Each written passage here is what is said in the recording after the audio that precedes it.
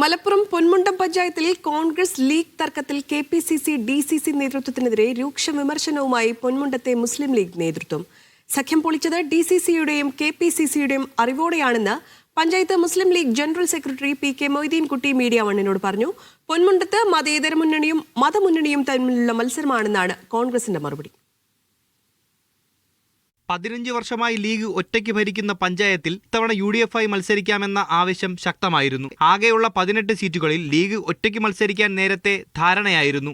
കോൺഗ്രസും CPM-ഉം സഖ്യമായാണ് മത്സരം. ഔദ്യോഗിക സഖ്യമില്ലാത്തതിനാൽ ഇരു പാർട്ടികളും പാർട്ടി ചിഹ്നങ്ങൾ ഒഴിവാക്കി. അതിനിടെ കോൺഗ്രസും ലീഗും ഒരുമിച്ച് മത്സരിക്കാനുള്ള നീക്കം പൊളിച്ചത് കെപിസിസി ഡിസിസി നേതൃത്വത്തിന്റെ അറിവോടെയാണെന്നാരോപിച്ച് പൊന്മുണ്ടയിലെ മുസ്ലിം ലീഗ് നേതൃത്വം രംഗത്തെത്തി. കോൺഗ്രസ് പദയാത്രയിൽ മുസ്ലിം ലീഗിനെ വർഗീയമായി ചിത്രീകരിച്ചെന്നും ലീഗ് ദേശീയ നേതാക്കളെ അപമാനിക്കുന്നു എന്നും ലീഗ് നേതാക്കൾ ആരോപിച്ചു.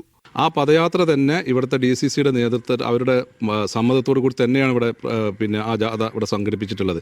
അതിൽ വളരെ രൂക്ഷമായ രീതിയിലുള്ള വർഗീയ രീതിയിലുള്ള മുദ്രാവാക്യങ്ങളായിരുന്നു അതിൽ നിന്നൊക്കെ വന്നിട്ടുള്ളത്. മുസ്ലിം ലീഗിൻ്റെ നേതൃത്വത്തൊക്കെ ചീത്ത വിളിക്കുന്ന വളരെ വർഗീയപരമായിട്ട് രീതിയിൽ പറയുന്ന രീതിയിലുള്ള മുദ്രാവാക്യങ്ങളായിരുന്നു ഇതിലൊക്കെ വന്നിരുന്നത്.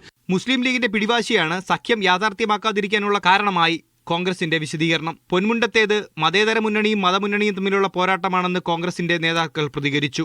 മതേതര കക്ഷികളുടെ ഒരു ചേരി ഒരു പക്ഷത്തുണ്ടെങ്കിൽ മറുപക്ഷത്തുള്ള ചേരിയെ നിങ്ങളും പഠനവിധേയമാക്കണം.